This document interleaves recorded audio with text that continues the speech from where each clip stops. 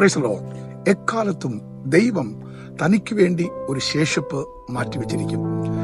റോമർക്കെഴുതിയ ലേഖനം 10-ാം അധ്യായം പഠിക്കുമ്പോൾ കൃപയാൽ ഈ കാലഘട്ടത്തിലും ഒരു ശേഷിപ്പുണ്ട്. ആ അധ്യായം നമ്മൾ മുന്നോട്ട് പഠിക്കുമ്പോൾ ഏലിയാവിന്റെ കാലഘട്ടത്തിൽ ദൈവം 7000 പേരെ മാറ്റിവെച്ചതായിട്ട് നമുക്കവിടെ കാണാൻ പറ്റും.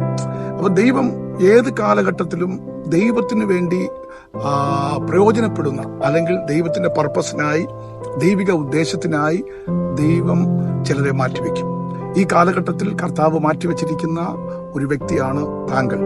ഈ കാലഘട്ടത്തിൽ ദൈവിക പദ്ധതിക്ക് വേണ്ടി ദൈവം മാറ്റിവെച്ചിരിക്കുന്ന ഒരു വ്യക്തിയാണ് ഞാനും നിങ്ങളും. ആ ദൈവിക പദ്ധതിയെ തിരിച്ചറിഞ്ഞ് നാം ദൈവിക ആലോചനകൾക്കനുസരിച്ച് സ്റ്റെപ്പ് എടുക്കുകയാണെങ്കിൽ, കർത്താവിന്റെ കയ്യിൽ 5 അപ്പവും 2 മീനും ഒരു ശേഷിപ്പായിട്ട് കയ്യിലേക്ക് വന്നപ്പോൾ അത് വർദ്ധിച്ച് പെരുകുവാനിടയായി തീർന്നു. ശ്രദ്ധിക്കൂ, ഏലിയാവിന്റെ കാലഘട്ടത്തിൽ ക്ഷാമം കൊണ്ട് ദേശം മുടിഞ്ഞിരിക്കുമ്പോൾ സാരഭാത്തിലേക്ക് ഭക്തനെ അയക്കുമ്പോൾ ആ സ്ത്രീ അല്പമാവ് ഒരട ഉണ്ടാക്കി തന്റെ മകനും തനിക്കും കഴിച്ച ശേഷം മരിക്കുവാൻ കാത്തിരിക്കുന്ന ആ സമയത്ത് ആ ശേഷിപ്പ്, ആ അല്പമായ ആ മാവ് കർത്താവിന്റെ ദാസന്റെ കയ്യിലേക്ക്, അല്ലെങ്കിൽ കർത്താവിന്റെ ദാസന്റെ വാക്കിന്റെ മുമ്പിൽ ദൈവരാജ്യത്തിന്റെ വ്യാപ്തിക്ക്, ദൈവനാമഹത്വത്തിന് വേണ്ടി അവരെ സമർപ്പിക്കപ്പെട്ട് കഴിഞ്ഞപ്പോൾ അത് വർദ്ധിക്കുവാനിടയായി തീർന്നു. എലീശയുടെ കാലഘട്ടത്തിൽ ആ പ്രവാചക ശിഷ്യന്റെ ഭാര്യ, കടക്കാരെല്ലാവരും തന്നെ വന്ന് ഞെരുക്കുമ്പോൾ പ്രവാചകൻ ചോദിക്കുന്ന ചോദ്യം ഇതാണ്: പറക, നിന്റെ പക്കൽ എന്താണുള്ളത്? അവള് പറയുകയാണ്, ഒരു ഭരണി എണ്ണയല്ലാതെ എന്റെ പക്കൽ വേറെ ഒന്നുമില്ല, അത് മതി. അത് കർത്താവിന്റെ കയ്യിലോട്ട് കൊടുക്കാൻ പറഞ്ഞു. അത് മൾട്ടിപ്ലൈ ചെയ്തു. ഞാൻ യേശുക്രിസ്തുവിൻ നാമത്തിൽ ഈ ദൂത് ശ്രദ്ധിക്കുന്ന എല്ലാവരോടും പറയാം, കർത്താവിന് വലിയ കാര്യങ്ങളൊന്നും വേണ്ടി വരില്ല. നമ്മുടെ അല്പമായിട്ടുള്ള സമർപ്പണം, നമ്മുടെ ആ തീരുമാനം, നമുക്കുള്ളത് ദൈവകരങ്ങളിലേക്ക് ഏൽപ്പിച്ചു കഴിഞ്ഞാൽ അത് ഭയങ്കര മഹത്വമായി തീരും. മറിയ അല്പമേ വേണ്ടു, ആമേൻ. ആ അല്പമായത് ദൈവസന്നിധിയിൽ അവള് മുട്ടുകുത്തി ദൈവവചനത്തെ സ്വീകരിച്ചു, ദൈവ സാന്നിധ്യത്തെ അവള് അനുഭവിച്ചറിഞ്ഞു. അതുകൊണ്ട് 4 ദിവസമായി നാറ്റം വച്ചു എന്നൊക്കെ ലോകം പറഞ്ഞ കേസ് ദൈവം അത് അതിശയവും അത്ഭുതമാക്കി മാറ്റാനിടയായി തീർന്നു. നമ്മുടെ ജീവിതത്തിൽ ദൈവവുമായുള്ള ബന്ധത്തിൽ, കർത്താവുമായുള്ള ബന്ധത്തിൽ ആ ഒരു സമർപ്പണം, ഇതാണ് ദൈവത്തിന്റെ ആത്മാവ് നിങ്ങളോട് പറയാൻ എന്നെ സമർപ്പിച്ച ദൂത്, എന്നെ ഏൽപ്പിച്ച ദൂത്. നമ്മുടെ സമർപ്പണം, നാമും ദൈവവുമായുള്ള ബന്ധത്തിനകത്തുള്ള തീരുമാനം, ഇത് പൂർണ്ണമായി കർത്താവിന്റെ കയ്യിലേക്ക് വിട്ടുകൊടുക്കുകയാണെങ്കിൽ നമ്മെ ഒരു അത്ഭുതമാക്കി തീർക്കാൻ ദൈവത്തിന് കഴിയും. നമ്മെ ഒരു അതിശയമാക്കി തീർക്കാൻ ദൈവത്തിന് കഴിയും. അതിനിത്രമാത്രം ചിന്തിച്ചാൽ മതി. നമ്മളെപ്പോലെ ആയുസ്സും ആരോഗ്യവും ഒക്കെ പ്രതീക്ഷിച്ച പലരും ഈ ലോകത്തുണ്ടായിരുന്നു. നമ്മെപ്പോലെ ഒരുപാട് സ്വപ്നങ്ങൾ കണ്ട, പ്ലാനിങ് ഉള്ള, ഒരുപാട് ഐഡിയാസ് ഉള്ള ഒരുപാട് പേർ ലോകത്തുണ്ടായിരുന്നു.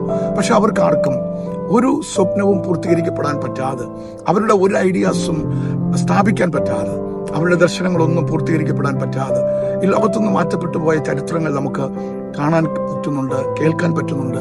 പെട്ടെന്നുള്ള അപകടം, പെട്ടെന്നുള്ള രോഗം, പെട്ടെന്നുള്ള അനേക പ്രയാസങ്ങൾ പലരെയും തളർത്തിയപ്പോൾ ഈ ദൂത് കേൾക്കുന്ന താങ്കളോടാണ്, താങ്കൾക്ക് ആരോഗ്യമുണ്ടെങ്കിൽ, ഇന്ന് ജീവനോടെ ഇരുന്ന് ഭൂമിയിൽ പല കാര്യങ്ങൾ ചെയ്യാൻ കഴിയുന്നുണ്ടെങ്കിൽ അതിന്റെ പിന്നിൽ ഒറ്റ രഹസ്യമുള്ളൂ: ദൈവത്തിന് ഒരു വലിയ പദ്ധതി താങ്കളെ കുറിച്ചുണ്ട്. ദൈവത്തിനൊരു മഹത്തായ പദ്ധതി താങ്കളെ കുറിച്ചുണ്ട്. അതുകൊണ്ടാണ് നാം ഈ ലോകത്തായിരിക്കുന്നത്.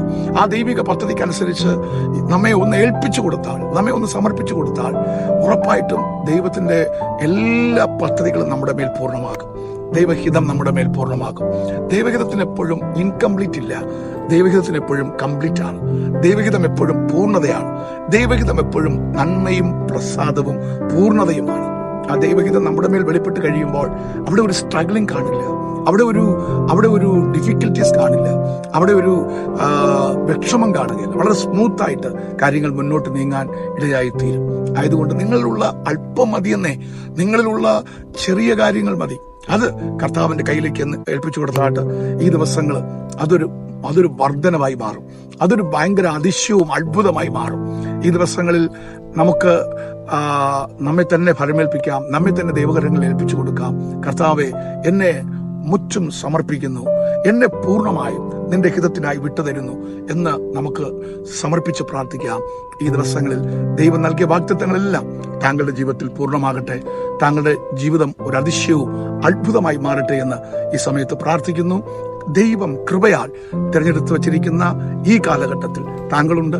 താങ്കളൊരു ശേഷിപ്പായിട്ട് നിൽക്കുന്നു. ആ കുടുംബത്തിൽ, ആ ദേശത്ത്, ആ രാജ്യത്ത് 5 അപ്പവും 2 മീനും മൾട്ടിപ്ലൈ ചെയ്ത പോലെ, വർദ്ധിച്ചതുപോലെ, ആ കലത്തിലെ മാവ് ക്ഷാമകാലത്ത് ക്ഷേമമായി അത് വർദ്ധിച്ചു വന്നതുപോലെ, ആ ഭരണിയിലെ എണ്ണ വർദ്ധിച്ചു വന്നതുപോലെ, ഈ ദിവസങ്ങളിൽ താങ്കൾക്കുള്ളതെല്ലാം വർദ്ധിച്ച് ഒരു അത്ഭുതമായി മാറാൻ പോകുന്നു, ഒരു അതിശയമായി മാറാൻ പോകുന്നു.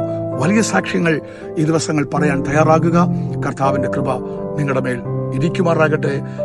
May God bless you. Thank you so much.